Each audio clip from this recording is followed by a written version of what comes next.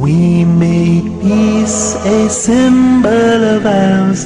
In the name of peace we gather here now. Oh Lord, please make. Assalamu alaikum wa rahmatullahi wa barakatuh. May the peace and blessings of Allah be upon all of you. Welcome back to the proof that Islam is the truth. And we've been talking about some of the amazing miracles of the Quran, the scientific miracles, those facts that can be found in the Quran that leave us awestruck. How could this information be in a book 1,400 years old? And we were looking at those verses in the Quran concerning the development of the human fetus in the womb. And we also were reading a hadith of the Prophet Muhammad, may Allah's peace and blessings be upon him, when the Prophet Muhammad mentioned that when 42 nights have passed over the conceptus, Allah sends an angel to it who shapes it, makes its ears and eyes and skin and flesh and bones. And then he says, "Oh Lord, is it a male or a female?" And your Lord decides what he wishes and an angel records it. So it is at the 42nd day or just after the 40th day that it only then becomes identifiable. And this is a fact. This is a scientific fact. And it's very interesting. It's true also that the Prophet Muhammad, may God's peace and blessings be upon him, mentioned that there are some things that the knowledge of it is only known to Allah subhanahu wa ta'ala. And one of the things the Prophet mentioned is what is the sex of the child in the womb. As one of the Muslim scholars pointed out, is that this is only up until the 40th day. Because after the 40th day, according to this authentic hadith of the Prophet sallallahu alaihi wasallam, may God's peace and blessings be upon him, the angels know. The angel who is in the womb, shaping the conceptus, shaping the embryo, asks, is it a male or a female? And so from that time, of course, the angel knows. And if the angel knows, as the scholar pointed out, anyone can know. So this is also a truly amazing statement of scientific accuracy. And this is information that in reality we have only begun to discover recently. We also find that the hadith mentions the correct time for the recognizable growth of the features described, and the sex of the fetus can only definitely be determined after 42 days.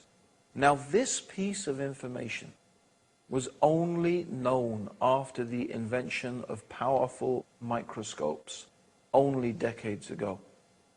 Now I've only mentioned this subject of the developing human being in the Quran and the hadith of the Prophet Muhammad briefly. There is, of course, a vast amount of literature available if you would like to study this subject more, and it's very easily available on the internet.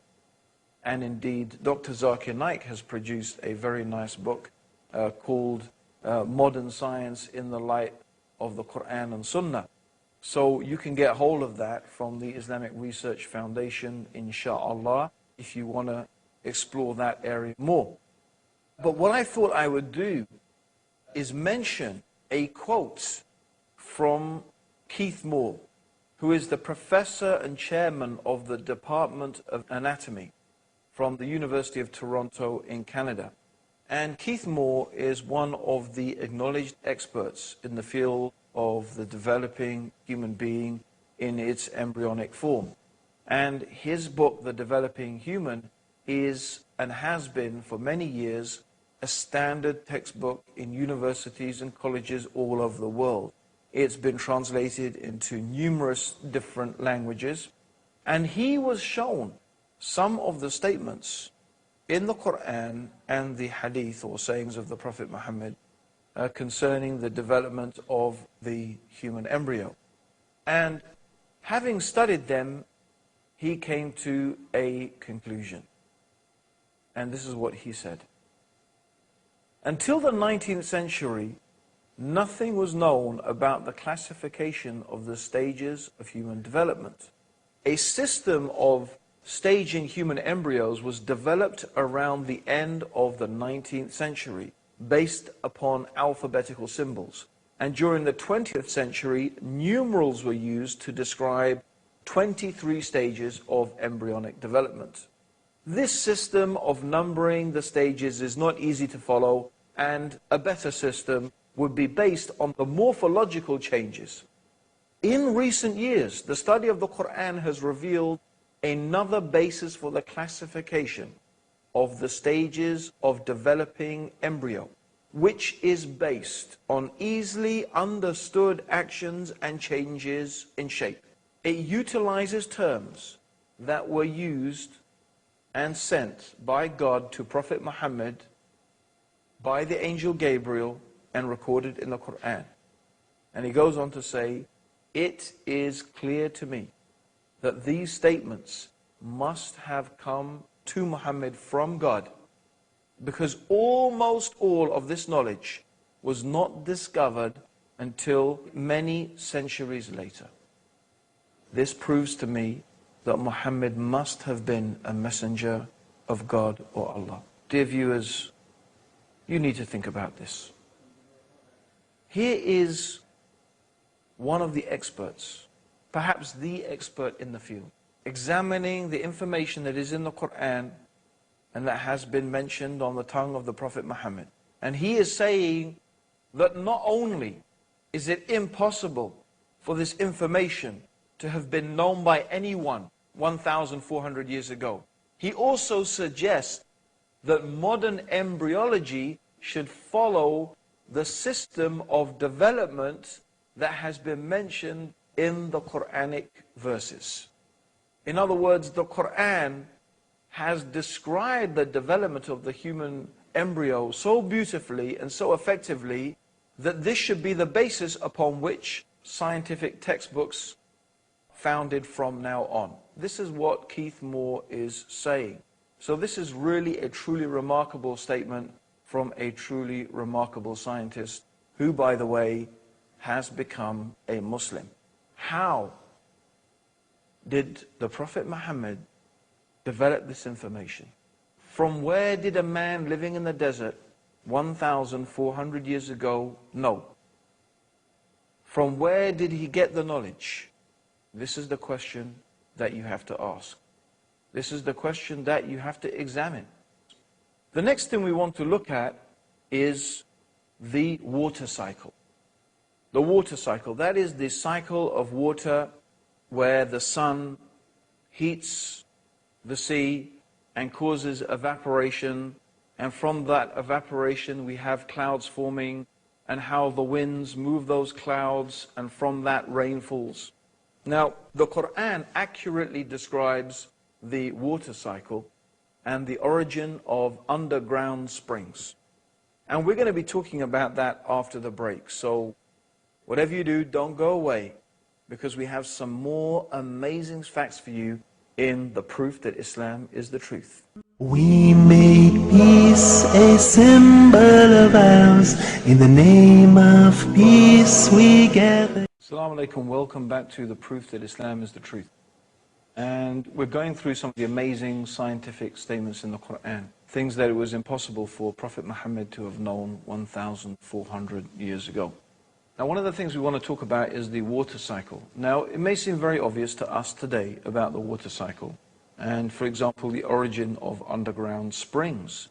But the ancient Greeks, for example, didn't seem to get it right, despite all of their philosophy and their knowledge and their ability. They actually theorized that underground springs were a product of spray that came off the sea and collected in caves. And then the spray that came off the sea and collected in the caves dripped down into the underground reservoirs through a great sea called the Abyss.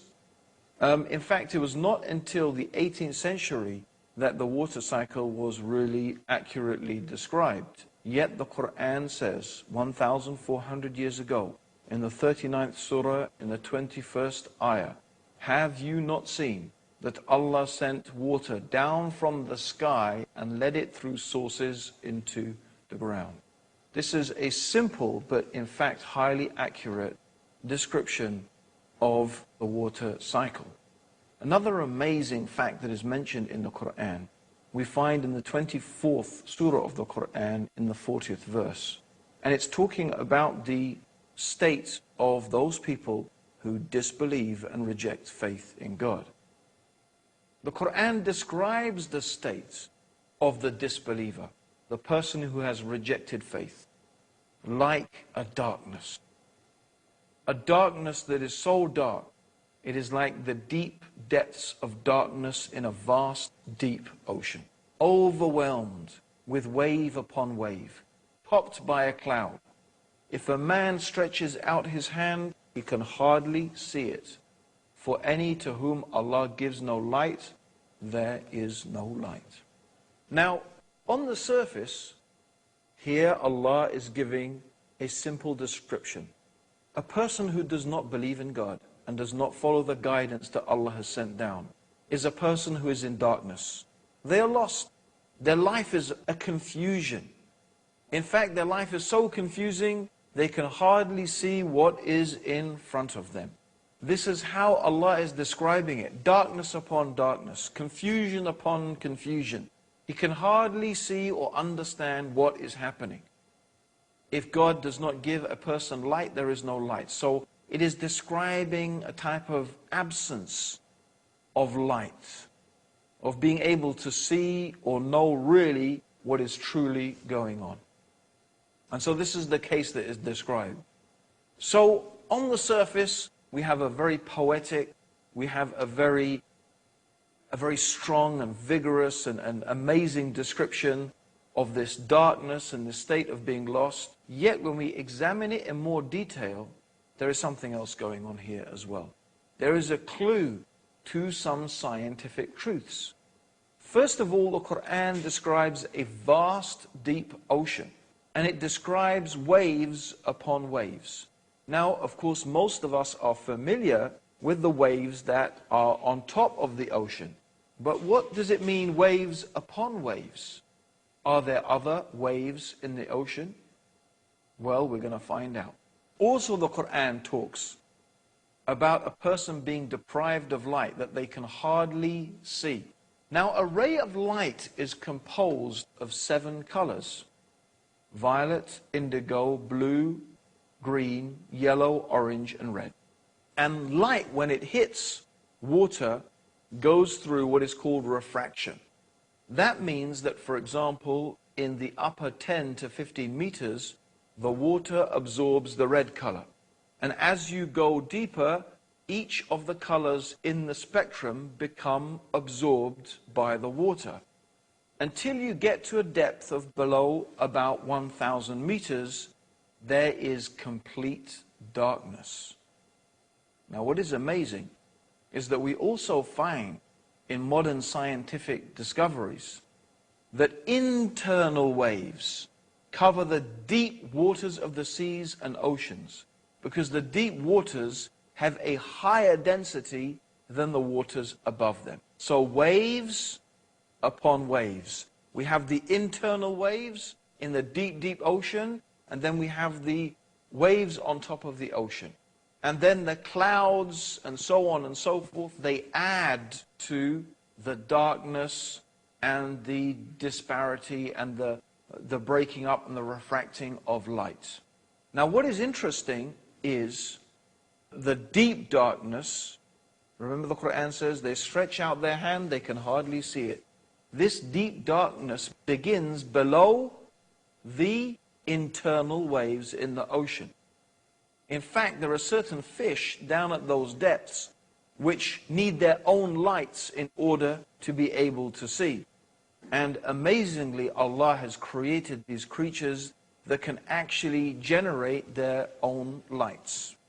Now, this is really amazing because, of course, until very recently, no one has been able to penetrate and to reach those deep parts of the ocean. It is only with extremely sophisticated modern machinery and submarines and diving suits that someone has been able to go down to that depth. Yet we have the Quran 1,400 years ago describing the internal waves of the oceans and the darkness that is there at the depths of the oceans. How on earth, how in the heavens could a man living in the desert 1,400 years ago have known about such detailed information about a science like oceanography? Well, Professor Rao, who is an expert in marine biology at the King Abdul Aziz University in Jeddah, says 1,400 years ago, a normal human being could not explain this phenomenon in so much detail. This information must have been coming from a supernatural source. My dear viewers, this even is not the end of the amazing scientific statements in the Quran. Because the next thing I want to deal with is cosmology. The statements in the Quran concerning the universe. Now, until recently, or we could say up until the 1960s, there was a major controversy between scientists concerning the state of the universe. Now, some scientists believed and had begun to develop the idea that the universe was in a state of flux, that the universe was in fact expanding. And from this theory of the expanding universe also came another theory which is commonly known today as the Big Bang Theory. This is the idea that the universe had a common origin in a singularity, a dense, condensed type of matter. The universe was a infinitely small, we could say, part of dense matter. And this infinitely small, dense matter then exploded into what is the universe that we know today.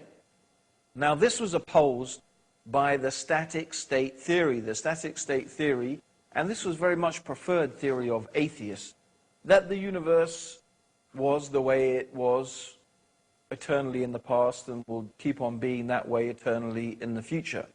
And this was a theory that was really largely based, at least initially, and was believed in by Albert Einstein. And many people therefore followed on from that with this idea of the static state theory. And so this idea of the Big Bang Theory, which was, really held by Fred Hoyle, he was the person who supported this theory, and Lemaitre, who was opposing it with the idea of the Big Bang Theory. Now, evidence came to light that showed that variations in the light spectrum that were being emitted from galaxies and stars, which is called redshift, showed, in fact, that the universe is expanding. And it's amazing that this scientific fact that has now been confirmed, and it is agreed upon by almost unanimously all scientists in the field, that we live in an expanding universe. And the evidence very, very clearly and strongly suggests that. What does the Quran say? 1,400 years ago, before there were telescopes and all the means to discover this information, the Quran says in the 51st surah, in the 47th ayah, the heaven, we have built it with power and we are expanding it. Let's just repeat that again. The heaven, we have built it with power and we are expanding it. 1,400 years ago, the Quran is mentioning how the universe is expanding. The next most important observational evidence was the discovery of cosmic microwave background radiation in 1964 by a powerful telescope. And this had been predicted in the Big Bang Theory as a relic of the hot ionized plasma of the early universe when it first cooled sufficiently to form neutral hydrogen and allowed space to become transparent to light. And its discovery led to the general acceptance among physicists that the Big Bang is the best model for the origin and evolution of the universe. What does the Quran say in the 21st surah, in the 30th ayah? Have not those who disbelieved known that the heavens and the earth were joined together as one united piece? Then we parted them, and we have made from water every living thing. Will they not then believe? The common origin of the universe, or the singularity that scientists believe today the universe originated from, and which led to the Big Bang. It is considered that the conditions of this singularity were so precise, it is almost inconceivable that it could be in that way, except that it has been made by an all-wise and powerful Creator. These are some of the amazing things that the Quran is telling us about the origin of our universe. The Quran also mentions that Allah turned to the heavens when it was dukhan. And the word dukhan in Arabic means smoke.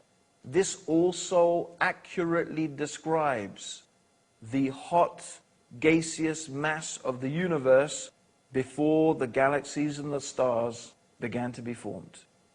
So here we have the Quran, 1,400 years ago, talking about the expanding universe, talking about the common origin of the universe, that the heavens and the earth were one, talking about the gaseous state, the smoke-like state of the early universe.